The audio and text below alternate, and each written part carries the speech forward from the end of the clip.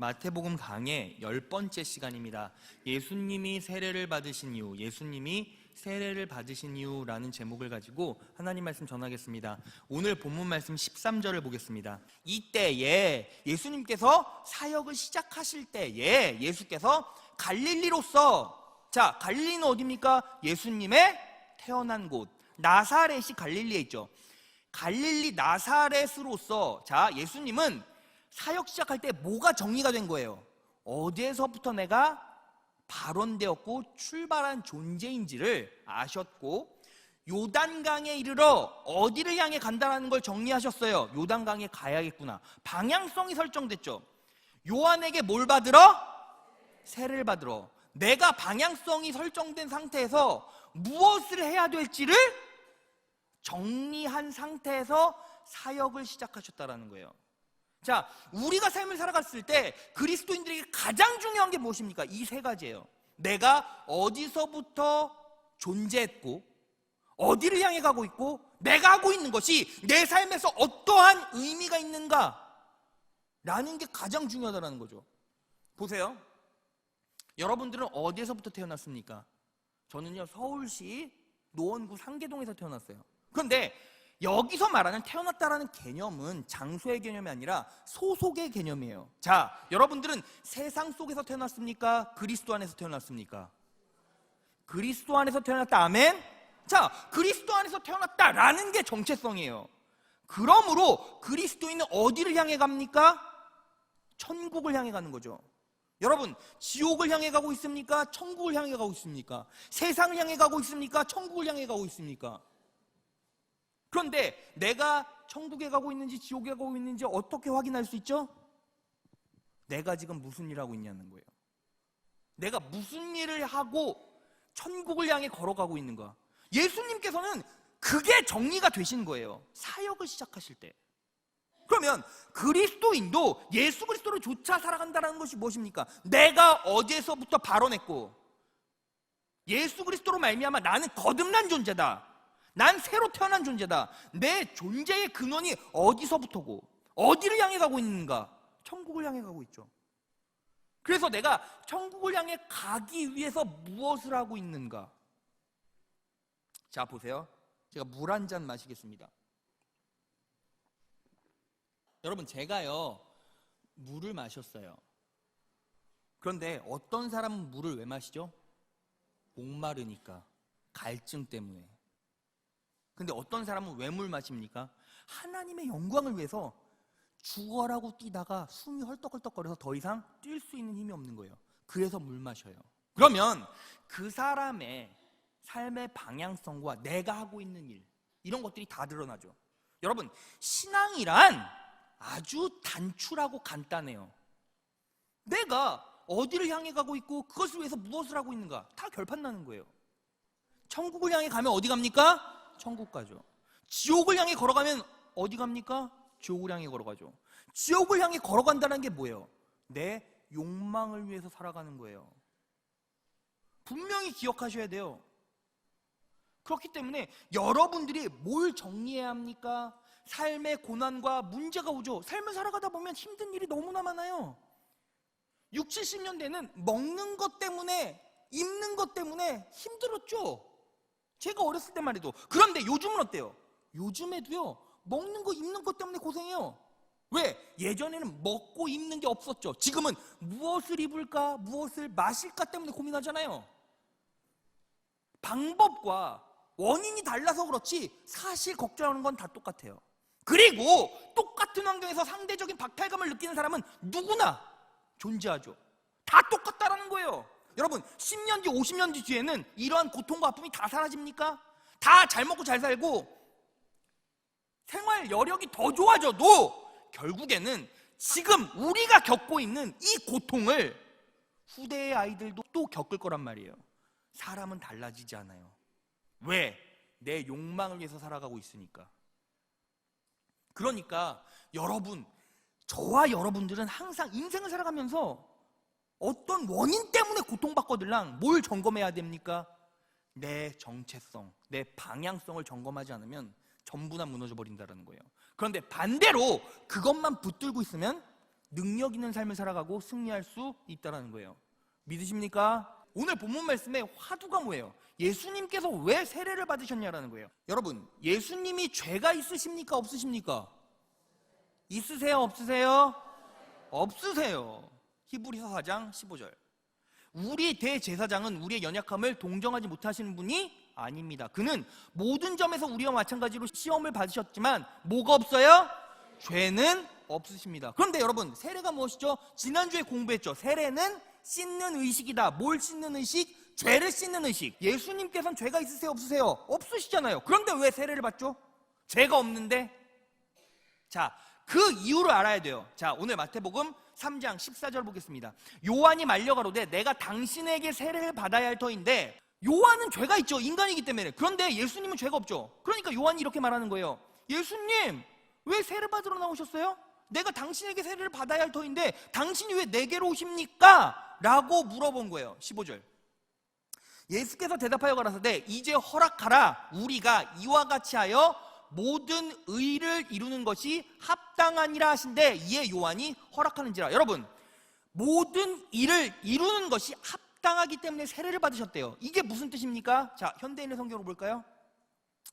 그러나 요한은 예수님께 주님, 제가 도리어 주님께 세례를 받아야 할 터인데 주님께서 제게 오시다니요 하며 사양하였다. 15절. 예수께서 요한에게 지금은 내 말대로 하자. 이렇게 하는 것이 뭐라고요? 하나님의 뜻이라고요. 세례를 받는 게 하나님의 뜻인 거예요. 그러면 그 하나님의 뜻이 무엇입니까? 그걸 알아야겠죠. 자, 이건 대표성의 원리를 이해해야 돼요. 로마서 5장 19절. 한 사람이 순종치 아니함으로 많은 사람이 죄인 된 것 같이 한 사람의 순종하심으로 많은 사람이 뭐가 됐다고요? 의인이 됐다고요. 보세요. 한 사람의 순종치 아니함으로, 그 한 사람이 누구예요? 아담이에요. 자, 보세요. 태초에 하나님이 천지를 창조하시고 아담이 창조되었죠. 근데 아담이 뭘 따먹었어요? 선악과를 따먹었죠. 근데 보세요. 죄는 아담이 졌는데 왜 우리가 죄인이죠? 네? 맞아요. 죄의 유전 때문이에요. 여러분, 저는 이씨예요. 근데 왜 제가 이씨입니까? 저는 김씨고 싶은데. 아버지가 이씨니까. 왜 제 두 딸은 이씨일까요? 제가 이씨니까요. 혈통, 유전 때문이죠.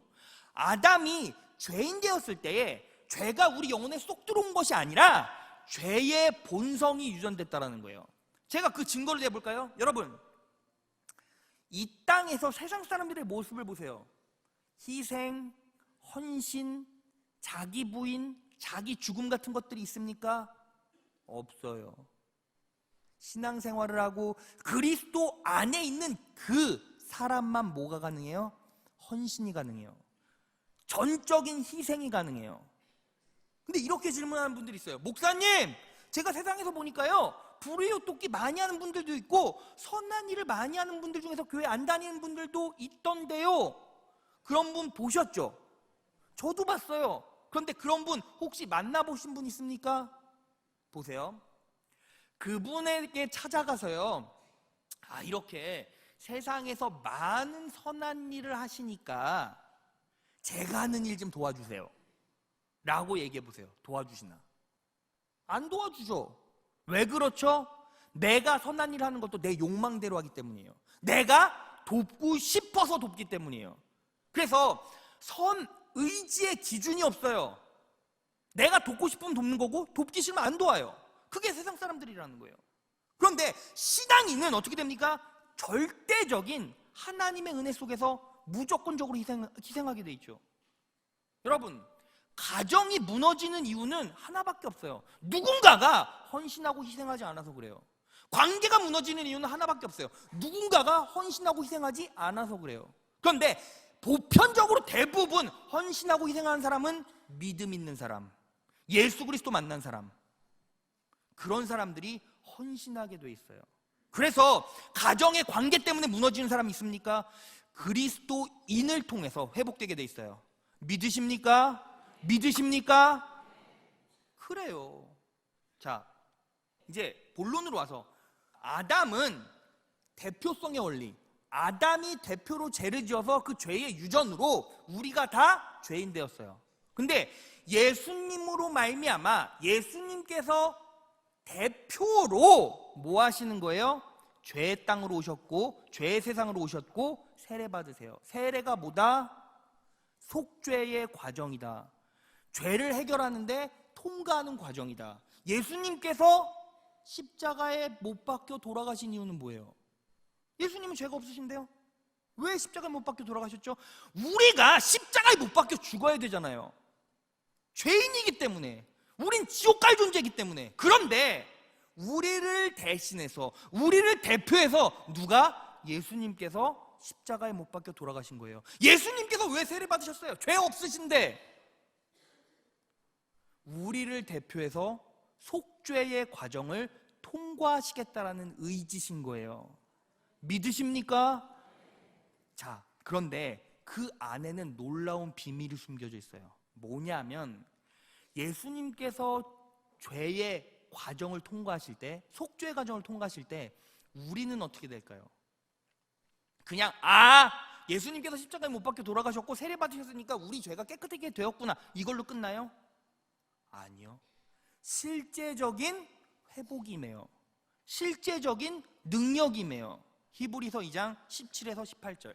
그러므로 예수님께서는 모든 면에서 사람과 똑같이 되셨습니다. 세상에 오셨고 세례를 받으셨다는 거예요. 예수님께서는 하나님을 섬기는 자비롭고 신실한 대제사장이 되셔서 그들의 죄가 용서받을 수 있게 해주셨습니다. 18절 다같이 시작. 주님은 시험 받는 자들도 도와주실 수 있습니다. 왜냐하면 예수님께서 직접 고난당하고 시험을 받으셨기 때문입니다. 자, 왜? 예수님께서 시험 받고 고난당하셨고 세례 받은 것, 그게 실제적으로 우리 삶에 능력이 됐느냐? 제가 설명해 드릴게요. 여러분, 제가 예화 하나 들어드릴게요. 미국에 조지 마샬이라는 사람이 있었어요. 지금 저 어른이 조지 마샬이고 안고 있는 남자아이는 누굴까요? 조지 마샬의 아들이에요. 그런데 이 아이가 뇌암이라는 판정을 받았어요. 그래서 이 아이가 수술을 받게 됩니다. 자, 보세요. 저렇게 수술을 받고 누워 있었어요. 근데 이제부터 제가 스토리를 간략하게 읽어드릴게요. 2016년 6월 22일 CNN에 따르면 미국 캔자스에 거주하는 조지 마샬은 뇌암과 싸우고 있는 아들이 수술 후 숱이 없어진 머리와 머리 옆쪽에 생긴 흉터를 부끄러워한다는 사실을 알았다. 그래서 잔뜩 움츠러든 아들에게 자신감을 심어주기 위해 조지 마샬은 자신의 머리를 빡빡 깎았다. 그리고 아들의 흉터와 똑같은 모양의 타투를 머리 옆쪽에 새겼다. 뇌암으로 투병 중인 어린 아들을 위해서 자신도 그런 모습이 되기로 작정한 것이었다. 보세요. 여러분, 저 아이는 뇌암으로 수술을 받았어요. 머리를 열었다라는 거예요. 그리고 뇌 안에 있는 암을 다 제거했죠. 그리고 꼬맸어요. 그리고 항암 치료를 계속 받는 거예요. 그러니까 어떻게 됩니까? 머리가 다 빠지죠. 근데 그 아이의 입장에서 생각해 보세요. 친구들이 그 아이를 어떻게 생각할까요? 빡빡인데 옆에 흉한 갈고리 문신 같은 게 있는 거예요. 갈고리 흉터 같은 게 있는 거예요. 괴물처럼 생각하겠죠. 야, 너 뭐야, 가까이 오지 마. 이 아이의 마음은 어떨까요? 억장이 무너지죠. 왜 내 인생은 이럴까? 왜 내 삶은 이렇게 고통스러울까? 라는 번민과 생각 속에 그 어린아이가 살아가죠. 창피해서 아이들 앞에 나아가지를 못하는 거예요. 근데 그 모습을 누가 봤어요? 아버지가 보시는 거예요. 아버지가. 그래서 내가 이 아이한테 어떻게 자신감을 줄 수 있을까? 어떻게 회복시킬 수 있을까? 어떻게 능력으로 이 아이를 감싸 안을 수 있을까? 라고 생각한 끝에 어떻게 해요? 머리를 밀었어요. 아이와 똑같이. 그리고 아이와 똑같은 흉터를 머리에 새겼어요. 왜 그렇죠? 여러분 보세요. 저 아버지는 암입니까? 아니요. 항암 치료 받아서 머리가 빠집니까? 아니요. 그런데 누구 때문에? 아들 때문에 머리를 밀고 아이와 똑같은 흉터를 머리에 새겨 넣었어요. 여러분, 예수님께서 왜 십자가에 못 박혀 돌아가셨습니까? 그 아들이 누구예요? 우리잖아요. 그래서 예수님께서 십자가에 못 박혀 돌아가시고, 그리고 예수님의 손과 옆구리에 있는 흉터는 우리가 당해야 되고 우리가 새겨 넣어야 할 흉터잖아요. 근데 예수님께서 우리를 대신해서 십자가에 못 박혀 돌아가신 거예요. 여러분이 저 아이라면 아버지를 보고 어떤 마음이 들까요? 회복되겠죠. 그래, 아버지가 나 때문에, 그래, 나와 함께 이 짐을 짊어질 한 사람이 있어. 여러분들의 심령 가운데 예수 그리스도가 살아계십니까? 스티그마, 예수 그리스도의 흔적이 여러분들의 영혼 가운데 분명히 보이십니까?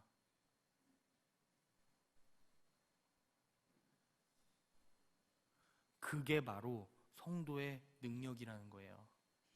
믿으십니까? 자, 그래서 예수님께서 세례를 받으신 이유가 뭐예요? 우리의 죄를 대신해서 짊어지시겠다라는 거예요. 그 길을 통과하시겠다라는 거예요. 여러분들의 삶에서 고난이 있고 아픔이 있습니까? 걱정하지 마세요. 그 고난, 그 아픔 누가 이미 받은 거예요? 예수님께서 받으신 거예요. 그렇게 예수님 붙잡고 살아가면 우리의 삶은 어떻게 됩니까? 능력 있죠. 걱정할 거 없죠. 힘이 되죠. 회복이 되죠. 그렇게 세례를 받고 올라오실 때 어떤 일이 일어납니까? 마태복음 3장 16절에서 17절. 예수께서 세례를 받으시고 곧 물에서 올라오실 때 하늘이 열리고 하나님의 뭐가요? 성령이 모처럼 비둘기같이 내려 자기 위에 임하실 모시더니. 여러분, 비둘기가 하늘에서 떨어지는 거 보시는 분 아멘? 없으세요? 저만 있구나. 제가 산기도 가다가 비둘기가 떨어지는 거 봤는데, 비둘기가 공처럼 하늘에서 뚝 떨어지나요? 공처럼 딱 뚝 떨어져서 그냥 팍 박혀서 죽어요? 아니요. 어떻게 됩니까? 푸득푸득 하면서 이게 착륙을 하잖아요. 그쵸? 날개짓을 푸드덕 한단 말이에요. 누가? 성령님께서. 근데 자, 17절. 하늘로서 소리가 있어 말씀하시되 이는 내 사랑하는 아들이요 내 기뻐하는 자라 하시니라. 보세요. 여기에는 놀라운 비밀이 숨겨져 있어요. 자, 16절을 다시 볼까요? 예수님께서 세례를 받으셨어요. 그 자리에 누가 계셨어요? 예수님이 계셨죠. 곧 물에서 올라오실 때 하늘이 열리고 누가 내려오세요? 성령님이 비둘기같이 내려오시는 거예요. 그리고 17절, 그때 하늘로서 소리가 있어 말씀하시되, 이 소리 누가 내는 거예요? 하나님이요. 하나님이 말씀하시되 이는 내 사랑하는 아들이요 기뻐하는 자라 하시니라. 보세요. 예수님이 세례받는 자리에 예수님 계셨고 또 누가 계셨어요? 성령님이 계셨고 또 누가 계셨어요? 하나님이 계셨어요. 이 모습이 어떠한 모습을 예표하는 거냐면 이거예요. 바로 창조를 나타내는 거예요. 창조. 자, 창세기 1장 1절. 태초에 하나님이 천지를 창조하시니라. 태초에 누가요? 하나님이 계셨죠. 2절. 땅이 혼돈하고 공허하여 흑암이 깊음에 있고 하나님의 신은 수면에 운행하시니라. 자, 여기서 운행이 히브리어로 라하프라고 써 있어요. 신명기 32장 11절. 마치 독수리가 자기의 보금자리를 어지럽게 하며 자기 새끼 위에 너풀거리며 그의 날개를 펴서 새끼를 받으며 그의 날개 위에서 그것을 엎는 것 같이. 여기서 너풀거리며 이게 뭐예요? 라프라는 거예요. 자, 창세기 1장 2절에 땅이 혼돈하고 공허하며 흑암이 깊음에 있고 하나님의 신은 수면에 라하프하시니라. 이게 뭐예요? 성령 하나님의 모습이라는 거죠. 자, 하나님이 계셨고 성령님이 계셨어요. 그리고 또 누가 계셨죠? 예수님이 계셨어요. 요한복음 1장 1절에서 7절. 태초에 말씀이 계시니라. 이 말씀이 누구예요? 예수님이시죠. 자, 예수님이 이 땅에 오셔서 무엇으로 사역하셨어요? 말씀으로 사역하셨죠. 태초에 예수님이 계시니라. 이 예수님이 하나님과 함께 계셨으니 이 예수님은 곧 누구예요? 하나님이시니라. 2절. 그가 누구예요? 예수님이 태초에 하나님과 함께 계셨고 만물이 예수님으로 말미암아 지은 바 되었으니 지은 것이 하나도 예수님이 없이는 된 것이 없느니라. 4절. 그 안에 생명이 있었으니 예수님 안에 생명이 있었으니 이 생명은 예수님의 안에 있는 생명은 사람들의 뭐다? 빛이다. 5절. 빛이 어둠에 비추되 어둠이 깨닫지 못하더라. 6절. 하나님께서 보내심을 받은 사람이 났으니 이 사람은 요한이다. 7절. 저가 증거로 왔으니 곧 빛에 대해서 증거하고, 세례 요한이 빛에 대해서 증거로 왔대요. 그런데 그 빛이 어디에 있었어요? 생명 안에 있었고, 그 생명이 누구의 생명이야? 예수 그리스도의 생명이라는 것이죠. 그러므로 자, 예수님께서 세례 받으실 때 성령 하나님께서 임하시고 하나님께서 계셨어요. 태초에 천지를 창조하셨을 때 누가 계셨어요? 하나님이 계셨고 성령님이 계셨고 예수님이 계셨어요. 그리고 이 땅이 창조되었다는 거예요. 그러므로 예수님이 사역을 시작하시고 세례받은 그때에 성부, 성자, 성령 하나님이 한 자리에 있었다는 건 이제 뭐가 시작돼요? 제2의 창조가 시작된다는 거예요. 누구를 통해서? 예수 그리스도를 통해서. 보세요. 천지가 창조되었을 때 아담이 죄를 지었기 때문에, 죄 때문에 세상이 다 어그러졌어요. 다 무너졌어요. 그런데 이제 예수님께서 이 땅에 오심으로 어떤 창조가 시작돼요? 제2의 창조, 다시 살리는 창조, 회복의 창조가 예수 그리스도를 통해 시작된다는 거예요. 믿으십니까? 그런데 놀라운 사실이 또 하나 있죠. 자, 오늘 본 말씀 3장 16절을 다시 볼까요? 우리는 예수 그리스도 안에서 태어났죠. 예수 그리스도 안에서 거듭났죠. 새로운 피조물이 된 거예요. 그러면 우리의 심령 가운데, 우리의 인생 가운데, 우리의 삶 가운데 누구의 피가 흘러요? 예수 그리스도의 피가 흐르죠. 왜? 이제 예수 그리스도의 우리가 자녀가 되었으니까. 그래서 16절을 자기 이름으로 바꿀 수가 있어요. 제 이름을 넣어볼게요. 요셉이가 세례를 받고 곧 물에서 올라올 때 하늘이 열리고 하나님의 성령이 비둘기같이 내려 요셉이 위에 임하심을 보았다. 믿으십니까? 자, 17절. 하늘로서 소리가 있어 말씀하시되 이는 요셉아 너는 내 사랑하는 아들이요 내 기뻐하는 자라 하시니라. 예수 그리스도를 믿는 자는 어떻게 됩니까? 성령 하나님께서 임재하시고, 그리고 어떻게 해요? 지위가, 자격이 바뀌어요. 무엇으로? 세상에서 난 자에서 하나님께로 난 자. 믿으십니까? 그렇다면 여기서 그리스도인의 정체성이 나타나죠. 우리는 예수 그리스도의 두 번째 창조, 재창조를 위해서 부름받고 초청받은 사람이라는 거예요. 왜? 예수 그리스도의 혈통을 이어받은 자이기 때문에. 믿으십니까? 이게 왜 우리의 삶에 강력한 능력이 됩니까? 제가 예를 들어 볼까요? 요즘에 제가 신방을 하는데 가장 힘든 부분 중에 하나가 뭔지 아십니까? 그리스도인으로 살아가면서 그 지위와 자격이 박탈된 상태로 살아간다는 거예요. 그게 무슨 뜻이냐면 이거예요. 여러분, 요즘에 되게 애매한 나이대가, 자매는 30에서 40, 30에서 45, 요 사이가 애매한 나이예요. 애매한 나이라는 것은 가장 힘든 나이라는 거죠. 왜냐하면 이런 거예요. 자매들이 결혼을 해요. 그리고 아이를 갖잖아요. 그러면 무엇을 위해 살아갑니까? 무엇을 위해 살죠? 무엇을 위해 살아요? 하나님을 위해서 살아야 되는데. 근데 맞아요. 자식을 위해 살아요. 근데 또 누구 때문에 행복해요? 자식 때문에 행복해요. 이렇게 말해요. 목사님, 자식이 너무 예뻐요. 그래서 살겠어요. 근데 또 목사님, 자식 때문에 죽겠어요. 근데 이게요, 반복이 돼요. 살겠어요, 죽겠어요, 살겠어요, 죽겠어요. 그러다가 어떻게 되는지 아십니까? 살겠어요, 죽겠어요, 죽겠어요, 죽겠어요, 죽겠어요, 죽겠어요. 이렇게 가는 거예요. 그렇지 않습니까? 그래서 아이가 커가면 죽겠어요, 죽겠어요, 죽겠어요. 그리고 뭘 상실해요? 정체성을 상실해요. 제가 왜 이렇게 사는지 이해가 안 가요. 여러분, 엄마로 부름받은 게 아니라 이 정체성이 있는 거예요. 무엇으로? 예수 그리스도의 재창조에 동참하는 자로. 여러분, 아이를 양육하게 되면요, 그 아이는 예수 그리스도로 말미암아 재창조되어야 해요. 믿으십니까? 가정에 부름받았다라는 거예요. 이웃에 부름받았죠. 나를 통해서 내 이웃이 예수 그리스도로 말미암아 재창조되는 거예요. 믿으십니까? 그 사명을 위해서 초청받았다니까요. 부름받았다니까요. 여러분들이 이 자리에 앉아 있는 이유가 그거라니까요. 그런데 남자들은요. 여러분 신문 보셨죠? 요즘에 정년퇴직 나이가 몇 살인지 아십니까? 56.9세래요. 57세 안에 대부분 다 정년퇴직한다는 거예요. 그런데 정년퇴직하기 전에 성도분들을 만나보면 어때요?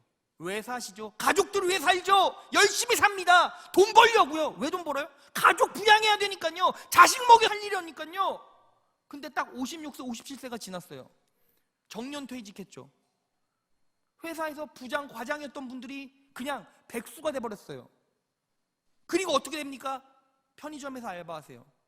시장에서 콩나물 파세요. 그런데 어때요? 자기 모습에 창피해요. 물어봐요. 어떻게 사십니까?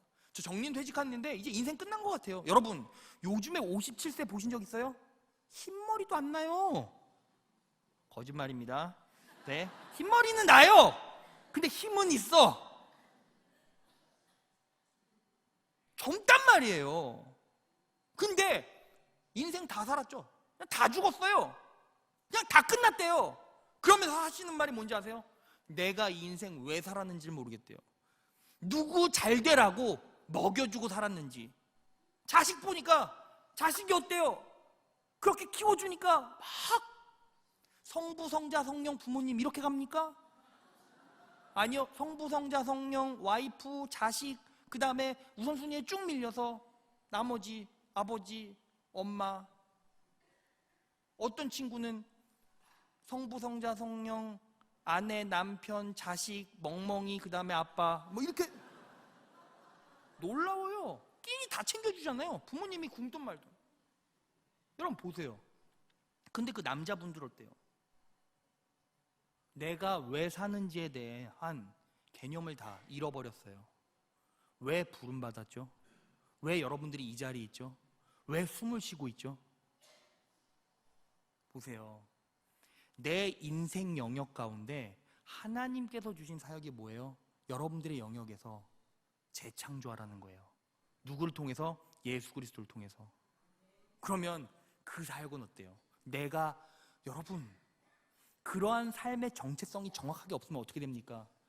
내가 정년퇴직하고 편의점에서 알바하는 게 부끄러운 거예요. 내가 시장에서 콩나물 파는 게 부끄러운 거예요.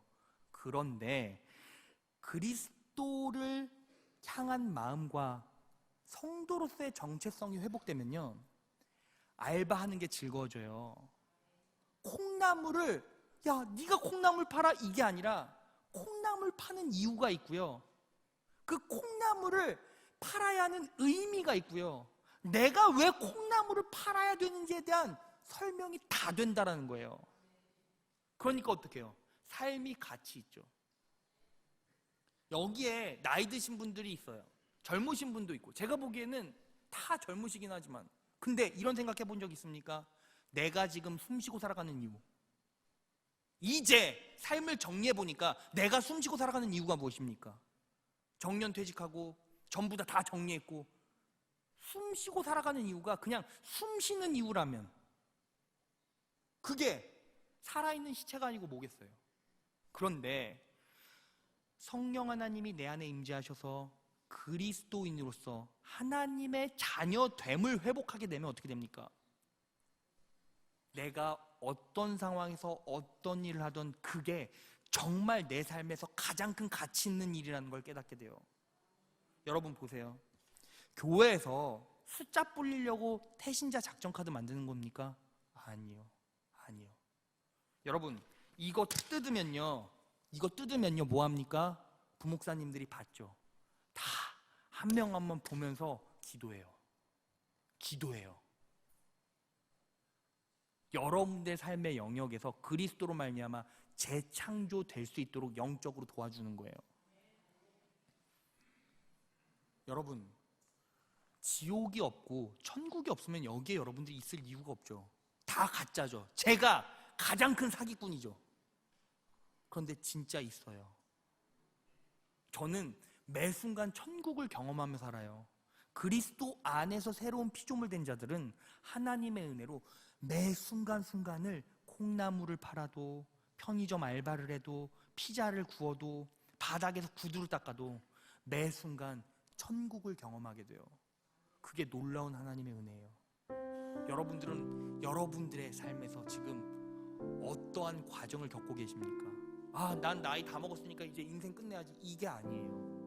지금 여러분들의 정체성이 회복되면 지금부터 여러분들의 인생은 전성기로 접어들게 되는 거예요. 믿으십니까? 뭘 회복해야 합니까?